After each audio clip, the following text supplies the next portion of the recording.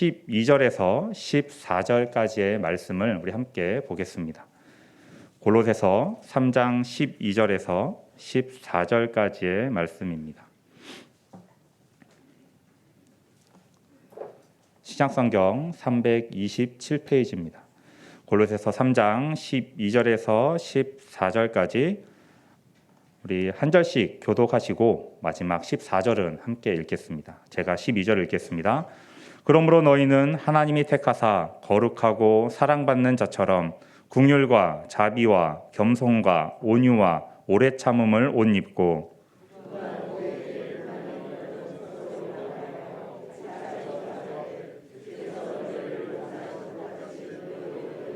함께 읽겠습니다. 이 모든 것 위에 사랑을 더하라. 이는 온전하게 매는 띠니라. 아멘. 이 본문 말씀을 가지시고 행복은 새 습관으로부터라는 제목으로 정근동 목사님 말씀 전해 주실 때 많은 은혜 받으시길 바랍니다.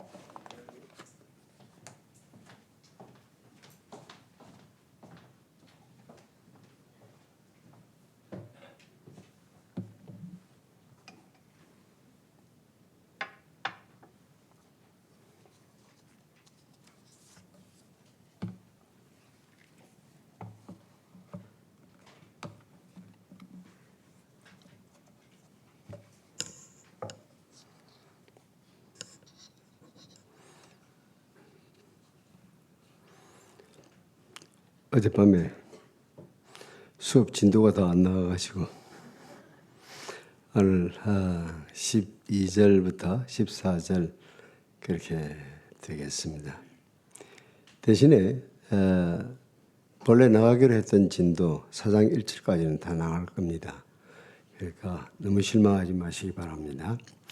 어젯밤에 행복한 행동 변화를 옛 습관을 단절하라고 요약한다면은 오늘 아침 살필 뒷부분의 주제는 행복은 새 습관으로부터로 잡고 새 습관을 배양하라는 명령을 살피려고 합니다. 달리 말해 행복한 행동 변화의 두 번째 단계입니다. 오늘 문단은 사실 12절부터 17절까지 계속됩니다만은 일부에서는 어제 저녁 살피지 못한 12절부터 14절까지가 되겠습니다. 이 문단의 핵심 명령은 12절에 옷 입으라는 것입니다. 새 사람을 입으라고 그렇게 말씀하고 있죠.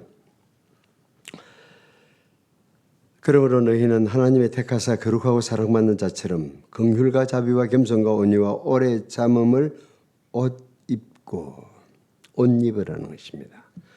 옛 습관을 단절하는 것을 헌옷을 벗어버리는 일이라고 말한다면 새 습관을 배양하는 것은 새로운 옷을 입는 일입니다. 그런 요구를 하는 것은 우리가 가진 새로운 신분 때문입니다. 사랑하는 성도 여러분, 여러분은 누구입니까? 사도 바울은 우리의 특별한 신분 때문에 거기에 걸맞는 옷을 입으라고 요구합니다. 특히 이런 말은 2000년 전 사회에서는 아주 실감 있게 들렸습니다. 2000년 전 사회뿐 아니라 100년 전 한국 사회만 해도 신분에 따라서 옷을 입었다는 사실을 생각해 보신 적이 있습니까? 남자들이 입은 옷 딱 보면은 신분을 파악할 수 있는 사회였습니다. 사대부 집안의 사람인지 평민인지 천민인지 옷 보면 알 수 있었습니다. 여자들도 결혼한 여자인지 아닌지, 아니 결혼해서 아들을 낳은 여자인지 아닌지 옷 딱 보면은 드러나는 사회였습니다. 그러다 보니까 신분에 따른 옷을 입으라고 말하는 것은 2000년 전에 아주 설득력 있는 그래야지, 당연히 그래야지, 왜 그래야 되지 하는 사람이 아무도 없습니다. 왜냐하면 신분에 따라서 옷을 입었기 때문입니다. 그러니까 여러분의 새 신분에 따라서 새 옷을 입으십시오 하고 말하면은 당연히 그냥 받아들여지는 겁니다. 오늘 우리가 읽은 말씀에는 우리의 신분을 하나님이 택하사 거룩하고 사랑을 받은 자라고 말합니다. 우리 그리스도인은 하나님이 택하신 자들입니다. 우리가 선택해서 교회에 나와 신앙생활을 하는 것처럼 우리가 믿겠다고 결단한 것처럼 보여서 주 따르기로 나 결심했네라고 찬양합니다. I have decided to follow Jesus라고 이야기하지만은 실제로는 내가 결단한 것이 아니라 주께서 우리를 선택하신, 그래서 결단이 가능해진 겁니다. 우리 한국 교회에서 아주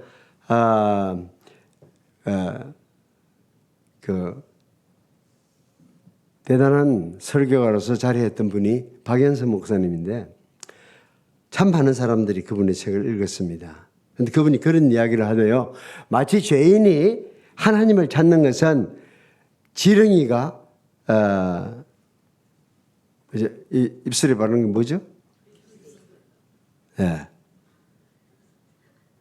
듣긴 했는데 와 해가지고 입술 렌즈라 그럽니까? 아닌데 루즈라 그러죠. 보통 사람들은. 네. 그러니까 지렁이가 루즈를 찾는 것처럼, 왜냐하면 지렁이는 각질이 아무데도 없습니다. 각질이 없는 지렁이가 그렇게 찾을 리가 없다는 거예요. 그러니까 이거는 기적이 일어나는 거죠. 그러니까 내가 주님을 따르기로 눈물 콧물 흘린 그 기억은 우리를 택하신 하나님의 은혜의 승리의 순간입니다. 우리 그리스도인은 하나님의 선택을 받은 자입니다. 그래서 신분에 따른 새 옷을 입어야 하는 것은 당연합니다. 앞문단에서 부정적인 권면을 한 바 있습니다. 땅에 있는 지체를 죽이라. 5절. 이제는 너희가 이 모든 것을 벗어버리라.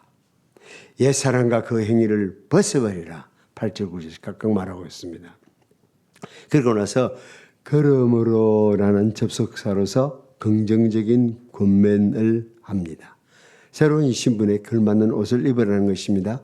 하나님의 택하신 자요 하나님의 사랑받는 자들이기에 그리스도 안에서 우리를 용서하신 하나님의 자녀다운 성품을 배양하라고 권면합니다. 이 명령도 죽이라, 벗어버리라 등과 같이 단번에 일어난 결정적인 사건을 가리키며 다시는 변할 수 없는 행동을 말합니다. 옛사람을 벗어버리고 새사람을 입는 일은 단번에 그리고 결정적으로 일어난 일입니다. 다시는 돌이킬 수 없는 사건입니다. 우리는 되돌아갈 수 없는 강을 이미 건넌 사람입니다. 그러면 새로운 영역에서 살아가야 되지. 자꾸 뒤를 돌아보면서 옛날에 거기 있을 때가 좋았는데 거기 때 우리 마늘도 먹었고 부추도 먹었고 무엇도 먹었고 그러면은 불행해집니다. 일단은 하나님이 예비하신 만나를 우리에게 날마다 주시는 이 사랑 가운데 나는 살아가겠다. 비록 이전에 애굽에서 먹던 종살이 하면서 얻어먹던 것과는 다르지만은 이제는 나는 이 새로운 미각을 길들이겠다. 그렇게 생각해야 돼요. 그래서 매일 성경 말씀을 묵상하고 그 말씀을 꼭꼭 씹으면서 거기서 맛을 누려야 되는데 늘 이웃집 안 믿는 사람들하고 같이 집에 들어가면 텔레비전을 켜놓고 앉아있고 멍하게 있으면은 그런 사람에게 찾아오는 현상이 뭐냐면 주일날 오면은 잠이 와요. 설교 시간에. 설교 시간에 잠이 오는 사람들은 개발이 안 돼서 그래. 말씀을 통해서 날 은혜를 받는 사람들 같으면은 여기 나오면은 너무 좋은 거예요. 그러니까 여러분들 자신을 잘 점검을 해보시기를 바랍니다. 그리고 웃었지만은 어떤 때는 진짜 울고 싶을 때가 많아요. 제가 24년 목회를 울산교회에서 했는데요. 딱 이 시간쯤 되면은 벌써 졸고 있는 군사님이 계시거든요.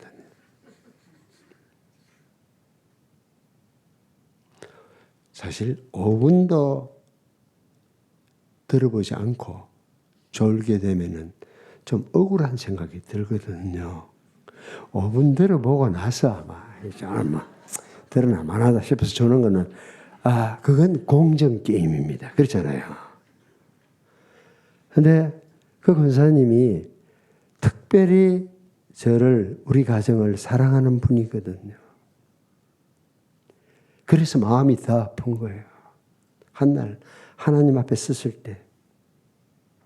그러니까 그냥 잠 오면은 어젯밤에 일찍이 잤나 체크해보고 토요 명화를 본다든지 당구를 친다든지 해서 늦게 잤으면 그거 끊으면 되잖아요. 저는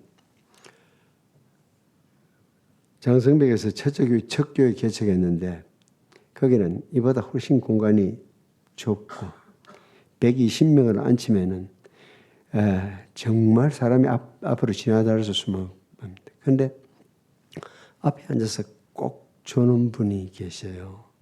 그분이 장로님이에요. 5분 장로 중에 한 분인데 근데 좋게 말하죠. 처음에는 좀 토요명화 보지 마 일찍 좀 주무세요.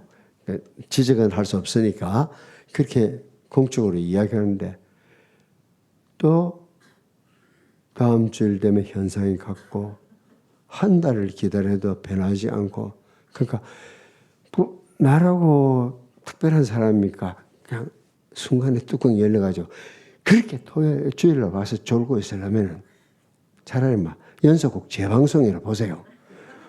이랬는데 교인이 하나가 안 오는 거예요. 다음 주부터.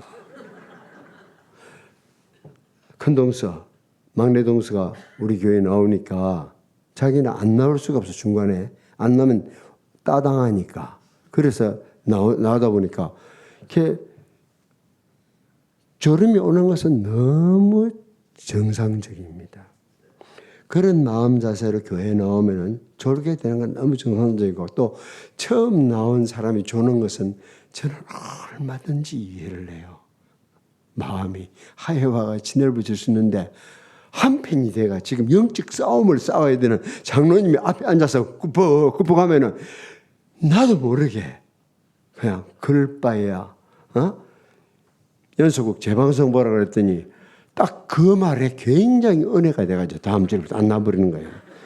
그래서 저는 그러지 않습니다. 실수는 한 번으로 족한 거지. 졸더라도 다른 사람들이 확 웃을 때 그때 잠 깨서 한마디 들어도 천국 갈 수 있습니다. 그냥 전략을 좀 바꾸고 있습니다.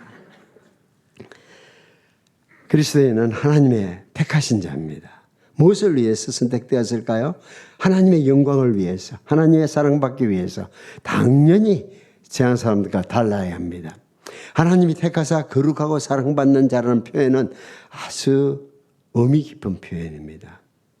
하나님 자신의 특별한 소유로 불린 이스라엘 민족을 가리키던 표현이기 때문입니다. 구약의 이스라엘이 하나님의 택함 받은 백성이듯이 신약 골로새 성도들도 바로 하나님의 새로운 백성이라는 주장입니다. 하나님이 택하사 거룩하고 사랑받는 자라는 표현의 뜻이 깊은 것은 이게 이 표현이 예수님을 향해서 하던 거거든요. 이 표현을 통해서 바울은 우리 그리스도인은 주님과 하나 된다는 것을 강조합니다. 그리스도를 가리켜서 하나님의 택하신 자, 누가복음 23장 35절 그리스도인 공동체를 향해서도 너희는 택하신 족속이요 왕 같은 제사장이요 거룩한 나라요 그의 소유된 백성이니 베드로서 2장 9절 말씀이죠.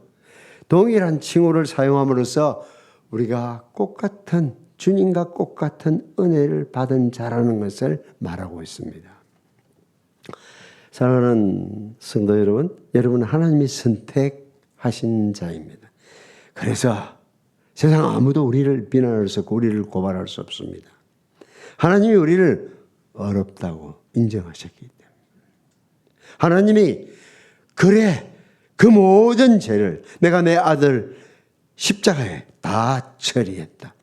그러므로 너는 거룩하다. 이렇게 말씀하는 앞에 누가 우리를 고발할 수 있겠습니까? 그러면 무엇하기 위해서 우리를 부르셨을까요?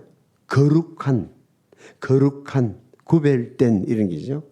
자신을 위해서 우리를 구별했고 하나님 섬기는 일을 위해서 우리를 구별했습니다.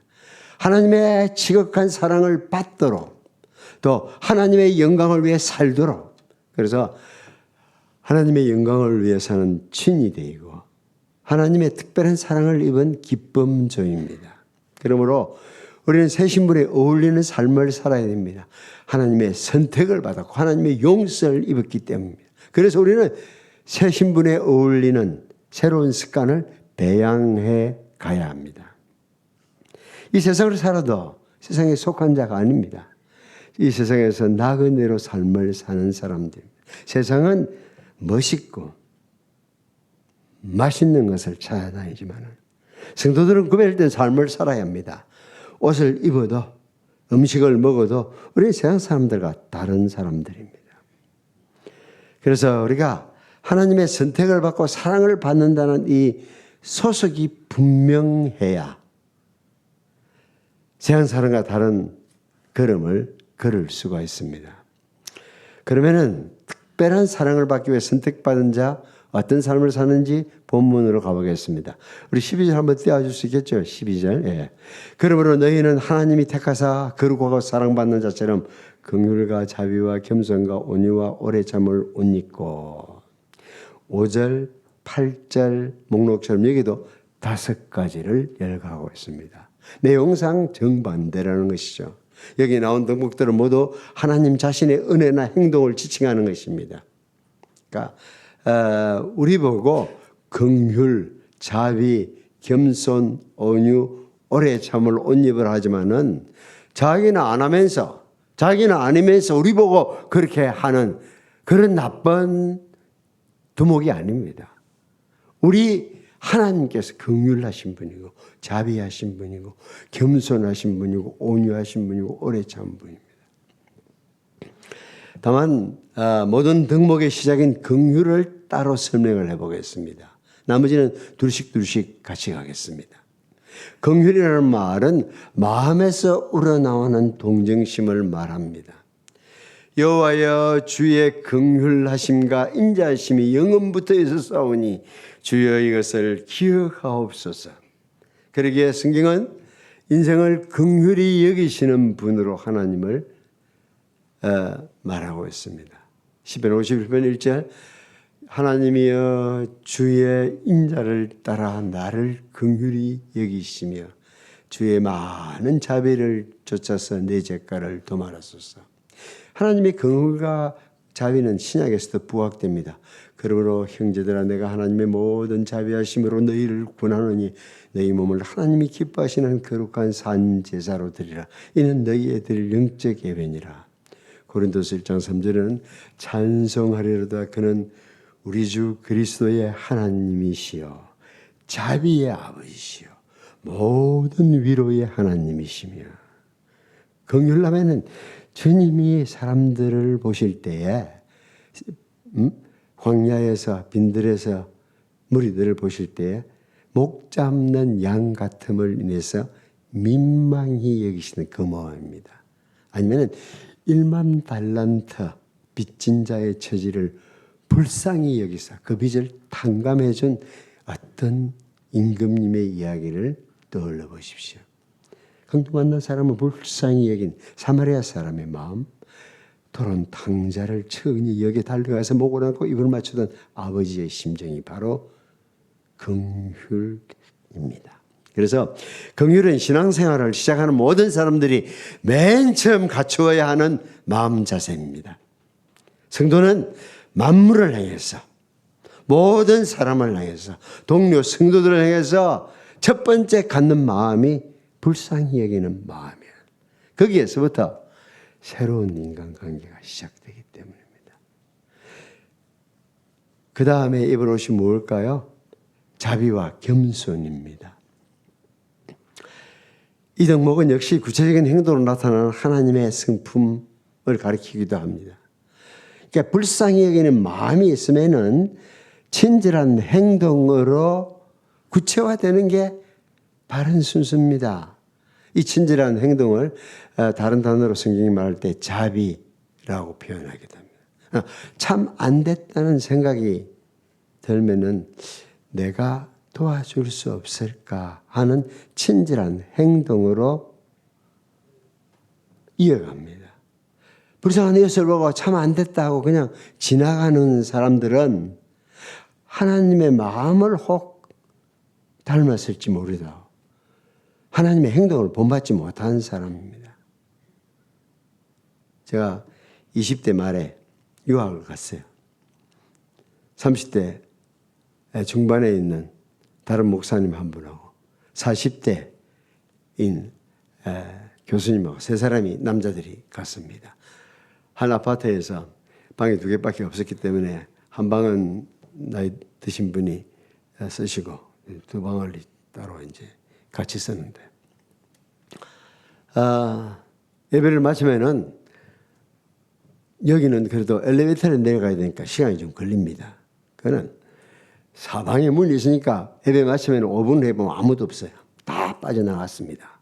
근데 그때 터덜터덜 교회에서 우리 숙소로 세 사람이 걸어가고 있는데 예배를 드린 여성도 가운데 한 사람이 그런 생각이 갑자기 들었어요. 우리 형제 맞나? 저 남자들은 아직도 젊은 남자들인데 그냥 혼자 있는 것을 그냥 보면서 안 됐구나 그러고 지나가는 거예요. 그래서 뭘 좀 일을 해보자고 사람들을 붙들고 이야기하면 that's too bad 이야기해서 안 됐다는 거죠. 그럼 끝나버리는 거예요. 그런데 어떤 신학생, 나이 든 신학생한테 이야기하니까 그럼 우리가 뭔가 해볼 수가 없을까? 그래가지고 저희 가족 같으면 8년 가까이 거기서 지낼 수 있는 일이 시작이 됩니다.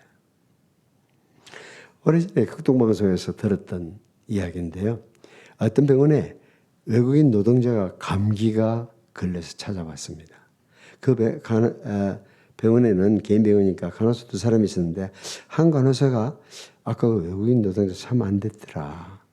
양발에 구멍이 나 있더라. 다음에 오면 양발 하나 사드리겠어 하고 말을 했어요. 근데 다음날 그 노동자가 또 치료받기 위해서 왔는데 그 모습을 보자마자 그렇게 말한 간호사가 빨리 밑에 내려가가지고 양발을 마트에 가 양발을 사서 주었다고 합니다. 말은 통하지 않지만 서로 통하는 모습에 감동해서 옆에서 지켜보던 간호사가 극동방송에 사연을 보내서 알려진 겁니다. 그러니까 안 됐다는 생각이 들면 행동이 가야 돼. 친절한 행동, 그게 자비입니다. 그런데 어떤 사람들, 이런 사람들이 있어요. 불쌍한 사람들 볼 때 안 됐다는 마음이 들었으므로 나는 착한 사람이야. 그렇게 착각을 하더라고. 아니에요. 불쌍한 사람을 보고 안 됐다는 마음이 든 것 가지고 여러분이 착한 사람이 아닙니다. 오히려 하나님이 그런 긍휼의 마음을 주셨는데 여러분은 집 뭉개고 살아가는 사람입니다. 그렇게 살지 마세요. 불쌍히에게는 마음을 주신 하나님의 뜻은 돕도록 하기 위함입니다. 마음만 갖는 것이 아니라 행동으로 옮기는 것이 자비입니다. 죄인을 향해 베푸시는 헤아릴 수 없는 하나님의 자비를 성경은 반복해서 말하고 있습니다. 죄인이 그 죄 가운데 죽기를 바라지 않습니다. 그러므로 자비와 구원의 소식을 전할 때 하나님이 가장 기뻐하십니다. 하나님께서는 당신의 자비를 접한 우리들이 그 받은 자비를 다른 사람들에게 전달하기를 바라십니다.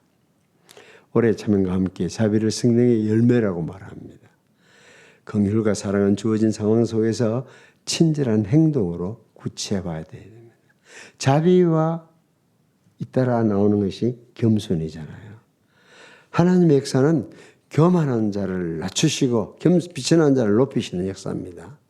세상에 오셔서 당신을 속이면서 나는 마음이 온유하고 겸손하니 나의 멍에를 메고 내게 배우라. 그러면 너희 마음이 힘을 얻으리니라고 하셨습니다. 그러기에 우리 역시 겸손한 마음으로 주님을 섬겨야 하며 서로서로 겸손으로 허리를 동이라고 권면합니다. 남을 불쌍히 여기고 친절한 행동을 하면서도 자신은 별거 아니라고, 다만 할 일을 했을 뿐이라고 생각하면 그게 겸손한 사람인데, 그럼 온유란 뭐죠?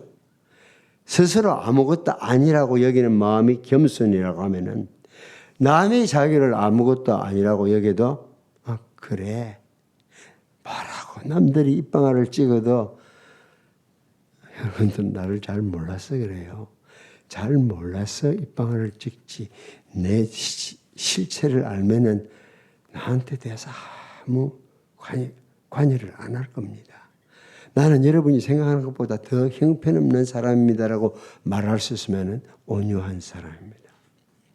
겸손한 사람은 기도의 자리에 혼자 기도합니다. 하나님, 제가 시험은 이렇게 잘하지를 못합니다. 내 성질이 들어봐가지고 말을 함부로 합니다. 이렇게 기도하거든요. 근데 어떻게 내려가다 보니까 엘리베이터를 같이 탔어. 근데 서로 좀 친한 사이니까, 김 집사, 시험은 이렇게 좀 잘해봐라. 왜 그래 너? 이러면 박 집사 당신은 딱 이렇게 대받는 것이 우리 모습이거든요. 혼자서 기도할 때는 잘못했다 하나님한테 말하는데 다른 사람이 자기 기도했던 그걸 딱 지적하면은 넌 뭐가 되는? 너는 뭘 잘하는데? 이렇게 반응하는 사람은 온유한 사람이 아닙니다. 온유한 사람은 내가 시험을 이렇게 잘못하는 것 같지 안 그래도 생각이 나서 기도하고 나오는 중이야. 너도 내 생각날 때마다 기도 좀 해줘. 내가 성격이 급해서 함부로 말을 하게 돼. 그게 덕을 세우는 것인 줄 세우지 못하는 것인 줄 알지만 마음대로 잘 안 고치지네. 생각할 때 나를 위해서 기도해 줘. 그러면은 온유한 사람입니다. 온유한 사람이라는 말은 구약에서는 가난한 사람들을 가르치는 말입니다.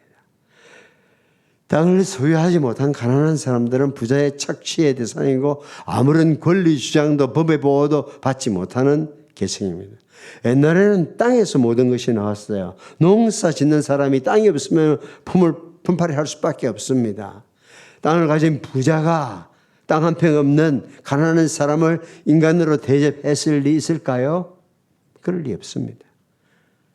그러니까 세상에서는 아무도 바라볼 사람이, 도와줄 사람이 없습니다. 잘 나가면은 찾아오는 사람이 생깁니다. 근데 어려운 처지에 있으면 친척도 모른 척 합니다. 제가 장성백에서 정릉에서 교회를 개척했었을 때는 나한테 아무 연락 없는 사람, 우리 교단에서 제일 큰 당시에 2,000명이 모이는 울산교회 가니까 여기저기서 전화하더라고. 앞으로 잘 지내보자고. 와, 진짜 대단한 사람들 많아요.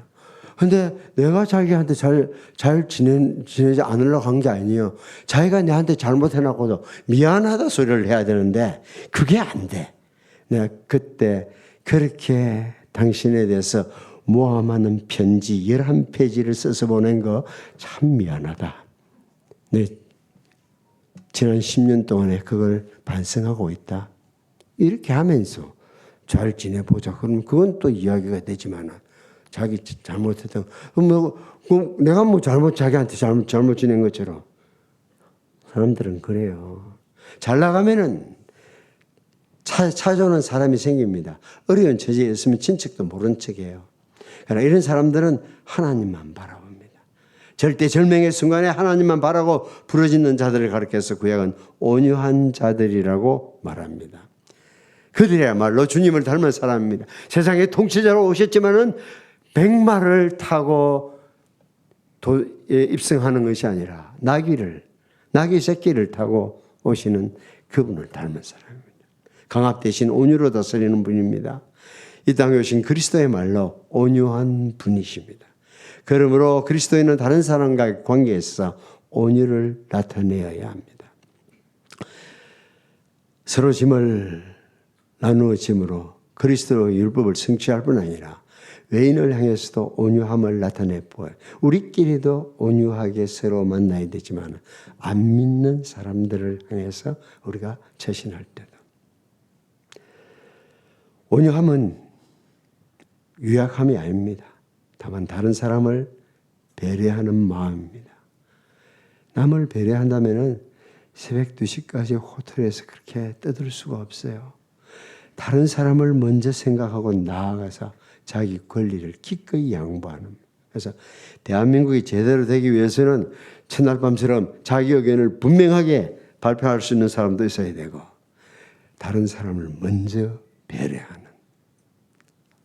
영국 거리에서 아이를 둘 데리고 버스를 탈래 그러면은요 친절하게 차를 세우고 기사가 내려와서 태웁니다. 이게 선진국의 모습입니다. 우리는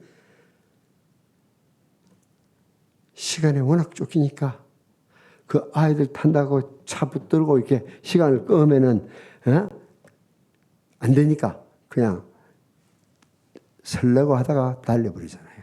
예, 대한민국입니다. 걱정스러운 것은 요즘 젊은 사람들 운전할 때 길 양보하는 거 여러분 경험해 보셨습니까? 저는 별로 경험 못했어요. 아니 양보를 해줘도 고맙다는 표정 하나 짓지 않습니다. 다 못 버텨가 싹 가버려야 지가 잘난 걸로 착각을 하더라고. 아니에요. 문명국에서는 그러지 않습니다. 먼저 가시라고. After you. 그리고 혹시 하지만 손 흔들고 그 여유가 우리에게 필요할 것 같습니다. 괜히 1등 국민이 되는 거 아니거든요. 생각이 바뀌지 않으면은요, 사회는 물질이 풍요할수록 더 양극화되고 원한을 품은 사람들이 많아지게 됩니다. 이 목록의 마지막에 등장하는 오래 참음. 되게 화를 내는 사람들이 늘 붙이는 말이 있습니다. 내가 한두 번 참았나? 내가 한두 번 참았나? 예, 물론 한두 번 참았을 것입니다. 하지만은 오래 참는다는 것은 한두 번 참는 것이 아닙니다. 다른 사람이 계속 잘못하는 것을 오래 참고 화나게 할 때도 끝까지 보복하거나 분노를 터뜨리지 않는 것을 가리킵니다. 한번 슬쩍 곁눈질 해보세요. 여러분하고 딱 닮은 사람이 누가 옆에 앉았는가. 얼굴 생김새도 다 다르고요. 자라온 배경도 다르고요. 기질도 다르고요. MBTI 검사 해가지고 16가지 기질로 나누지만 저희 둘째 아들은 엄청 싫어하더라고. 사람은 그렇게 16가지 카테고리 속에 넣을 수가 없다고. 사람은 다 하나님이 핸드메이드가 돼가지고 개별적인 이런 개성을 가진 인간이라고. 그렇죠? 그런데 이렇게 서로 다른 사람들끼리 지내려면은 오래 참는 것 말고는 별 수가 없어요. 오래 참으면 공동체를 세워가는데 아주 귀한 덕목입니다. 여기서 나오는 5가지 덕목은 모두 그리스도인이 평소에 다른 사람들과의 관계에서 어떻게 처신하는 것인지, 특히 동료 신자들과 더불어서 어떻게 행동해야 할 것인지를 보여주는 것입니다. 여기까지는 지금 이제 12절은 일상적인 관계에서 말하는 것이고, 문제가 생겼을 때는 13절을 봐야 됩니다. 누가 누구에게 불만이 있거든 가물에 콩나듯이 개혁 개정판이 옛날에 개혁 성경보다 더 나은 부분입니다. 옛날에는 개혁 성경은 이랬어요. 누가 누구에게 혐의가 있거든 이래놨거든요. 혐의가 있다. 이해가 안 됐는데 이런 말. 누가 누구에게 불만이 있거든. 또 표준 3번이건 누가 누구에게 불평할 일이 있거든. 딱 마음에 안 드는 일이 있거든. 그렇잖아요. 때로는 신앙생활을 하다 보면은 구역 모임에 딱 안 가고 싶어. 교회는 차라리 그 사람 여기 앉아있고 난 저 뒤에 앉으면 되니. 그 사람 앞에서 나 뒤에 앉으면 나 앞에 와서 앉으면 되니까. 근데 교회가 며칠 안 되잖아요. 딱 둘러앉는데 딱 안 가면은 속이 편할 것 같아요. 그러나 그리스도인은 공동체의 현실을 있는 그대로 인정하고 시작하는 것이 문제를 해결하는 첫걸음입니다. 3, 40년 함께 산 배우자라고 여러분의 마음에 쏙 듭니까? 여전히 이해가 안 될 때도 있습니다.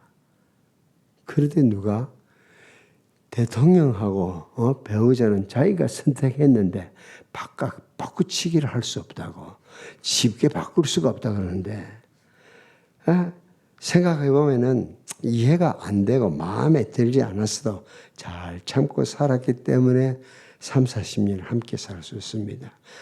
저는 목회자로서 정말 3, 40년을 함께 살고 있는 이들을 보면은 그냥 그 자체로서 얼마나 감동이 되는지 몰라요.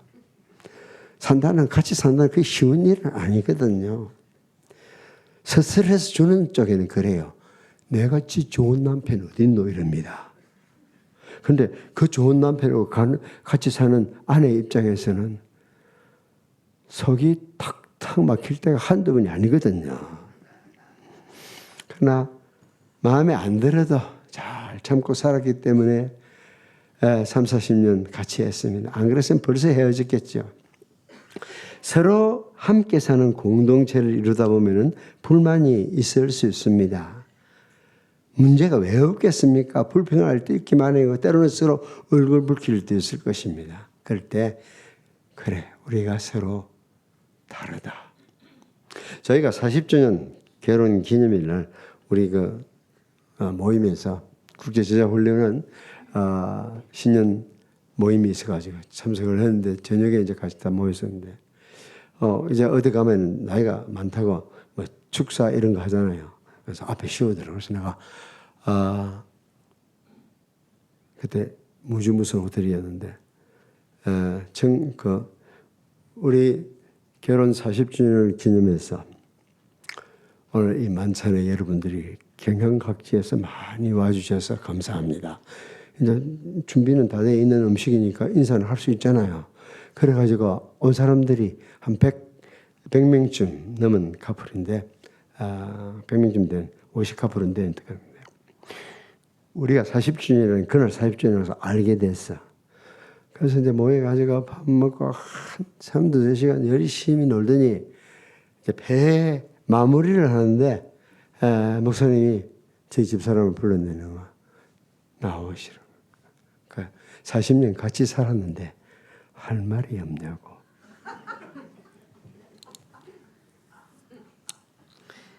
은근히 긴장되는 순간을 맞이했습니다. 당신이 나를 보면은 답답하고 내가 당신을 보면은 황당하지만은 그래도 내 인생에 당신이 없었다면 내가 일만 하고 살았을 건데 당신이 있어 재미있고 풍요로워져서 감사합니다. 이렇게 아주 멋진 고백을 해줘서 제가 행복했습니다. 근데 이제 문제는 그 지하에서 올라가는데 엘리베이터가 요것보다 적었으면 저기 절대 안 큰 조그만. 근데 전 조금 빠르다 보니까 엘리베이터를 탔어요. 혼자만.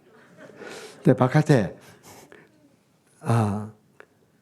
부산에 있는 허아무개 목사님이 옆에 서 있다가 우리 아내를 보고 그렇게 말합니다.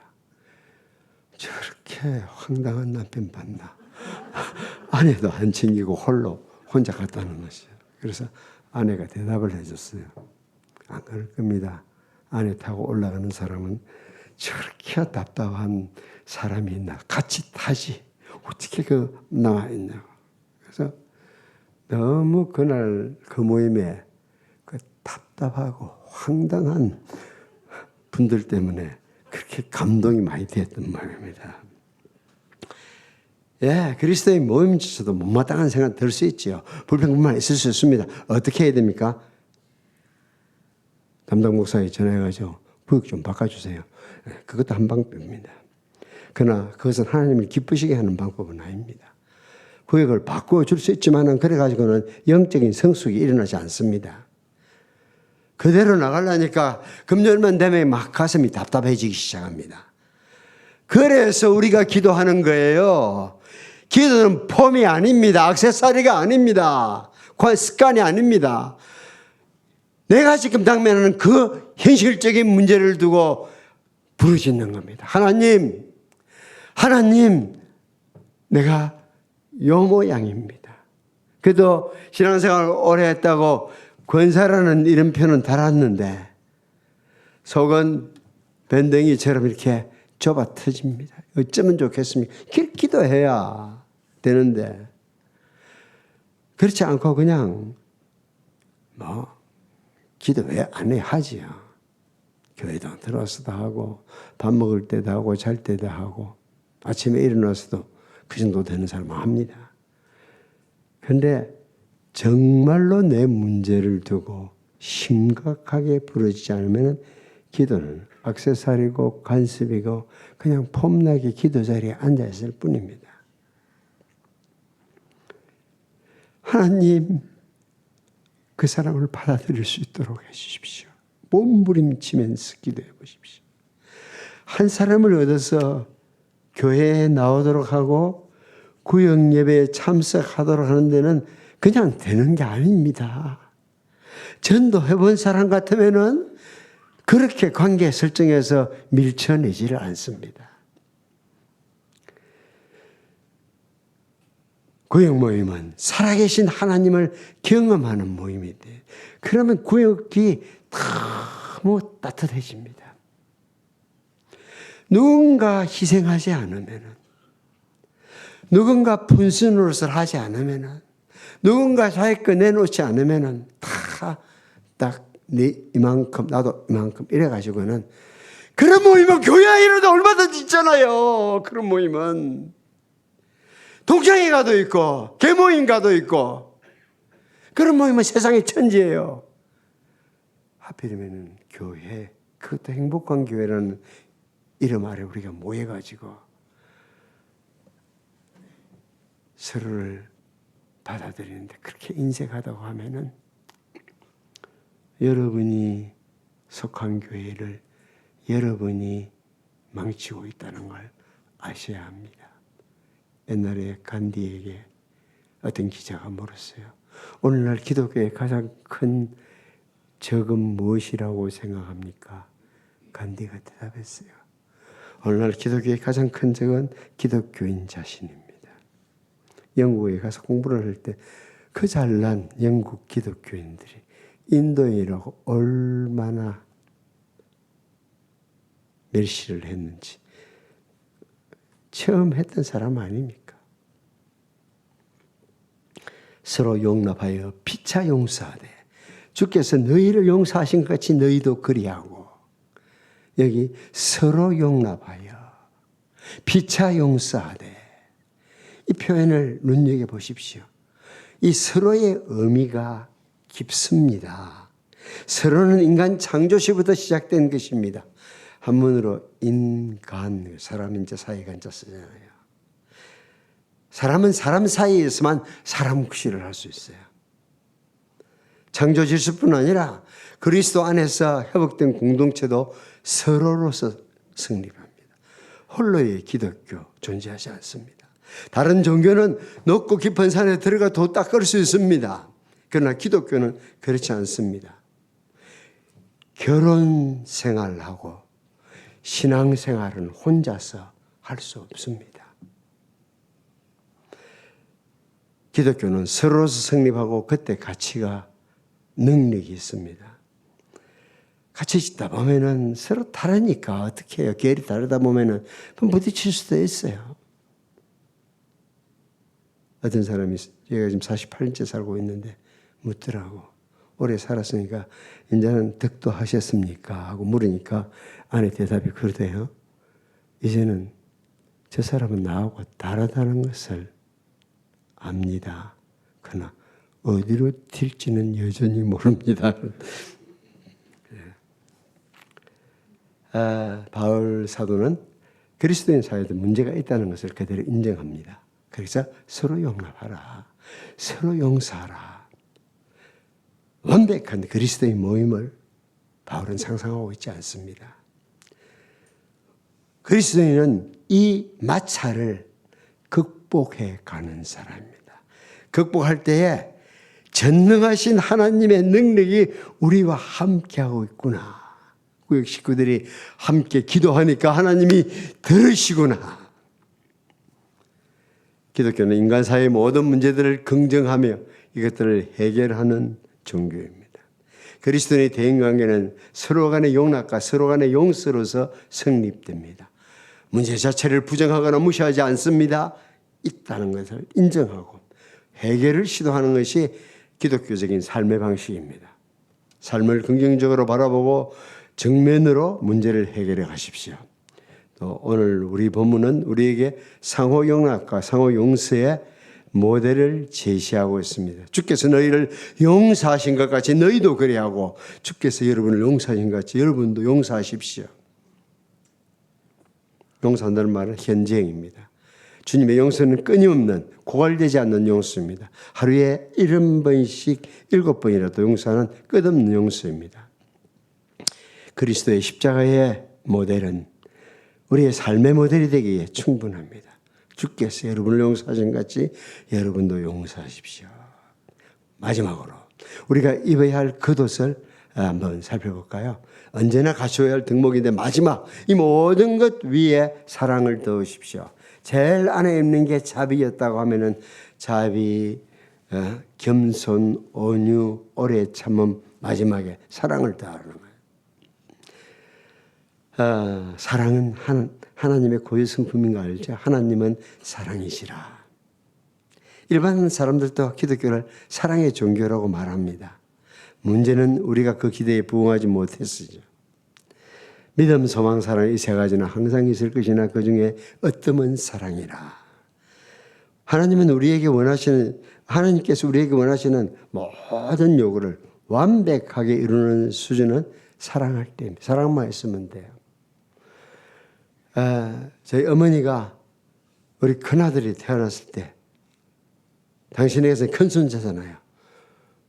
얼마나 좋아하는지 몰라요. 아이를 안고 다니면서 이러시더라고. 우리 사택에 살았을 때 안고 다니면서 내가 야를 갖다가 하나님보다 더 사랑하는 게 아닌가 이러더라고요. 어머니는 그냥 지나가는 말을 했는데 그 말을 듣는 아들은 굉장히 충격이었습니다. 제가 어머니의 삶을 알잖아요. 내 16살에 아버지 돌아가시고 그때 어머니 42이었는데 그때부터 살아온 모든 힘은 하나님 때문이었어요. 새벽마다 울부짖는 기도가 있었기에 당신이 삶을 지탱해냈는데 도대체 손자가 뭐 그렇게 좋길래 스스로 그런 말을 하는 거예요. 그러니까 야가 밤중에 11시, 12시 돼서 막 배고프다고 울면은 칭찬이 딱 바로 칭찬 나옵니다. 내 새끼 먹고 자야지 이럽니다. 근데 15살 후에 둘째가 태어났거든요. 둘째도 배고프면 울어야 되지 뭐 말이 안 되니까 웁니다. 그러면 둘째를 향해서는 우리 어머니가 뭐라고 하는지 압니까? 저 녀석 저거는 먹는 것밖에 몰라. 그럴 수 없잖아요. 같은 시간에 같은 상황에서 우는데 하나 보고는 먹고 자야지 내 새끼 일어나고 다른 놈 보고 둘째 보고는 저 먹는 것밖에 몰라. 저것만 잠 좀 자게 안 놔두고. 당연히 며느리 생각한 게 아니에요. 정말 말은 그렇게 하지만은 실제로는 피곤하잖아요. 손주가 둘이나 태어나서 잠도 안 자고 자기가 피곤하니까 잠 좀 자고 싶은데 지금 우니까 말이 그렇게 튀어나오는 거야. 사랑이 있으면은 같은 상황 속에서도 내 새끼 먹고 자야지. 큰 손자마가 사랑이 안 들어가니까 둘째 보고는 저 녀석은 먹는 것밖에 몰라 이러고. 그래서 하나님이 우리에게 요구하시는 것을 완벽하게 이루는 수준은 사랑할 때입니다. 그래서 사랑은 온전하게 매는 띠니라. 우리 사업하시는 분들 알지만은 마감 처리라고 하는 것이 굉장히 중요해요. 마감 처리. 실력은 디테일에서 결정되는 거 아닙니까? 말씀 정리하겠습니다. 옛 사람을 벗어버리고 새 사람을 입으라고 명합니다. 옛 욕망을 따라 행하던 습관 청산하고 이제 새로운 성품으로 살아갑시오. 행복한 행동 변화는 두 단계입니다. 첫째 단계는 단절하는 것이고 둘째 단계는 배양하는 것입니다. 사랑으로 바라보면 형제 자매가 아름답습니다. 사랑으로 받아들이면 형제 자매가 소중합니다. 땅에 있는 성도는 존귀한 자니 나의 모든 즐거움이 그들에게 있도다라고 고백하게 됩니다. 아까 광고 보니까 전도 나간다는 팀 모인다는 광고 봤는데 전도지 한 장을 다른 이에게 건네기 전에 우리 안에 그리스도인다운 사랑을 같은 팀으로 나가는 전도 팀원들끼리 서로 사랑하면 그게 나타나게 돼 있어요. 사람들한테. 그런데 김집사 또 오늘 또 지각했네. 김집사 때문에 10분 오늘 또 늦네. 애가 야 속을 끓이게 나가면은 사람들이 안다니까. 전도하면은 니나 잘 믿어. 옛날 사람들은 말만 해. 마음으로만 생각해. 요새는 입으로 하잖아요. 니나 잘하세요. 그러잖아요. 행복한 삶을 사는 첫걸음은 옛 습성 벗어버리고 새로운 습관을 배양하는 것입니다. 그러고 하신 아버지, 봄을 맞이해서 봄맞이 말씀 잔치를 허락해 주셔서 감사합니다. 함께 지내다 보면은 이해도 안 되고 참 답답할 때가 있습니다. 화가 날 때가 있습니다. 사람의 성내는 것은 하나님의 의를 이루지 못한다는 말씀 기억하고 주님이 우리를 받아들인 것처럼 받아들이게 해주시고 모든 것 위에 사랑을 더하여 주옵소서. 행복한 교회, 변화된 성도 되게 하여 주옵소서. 예수님 이름으로 기도합니다. 아멘.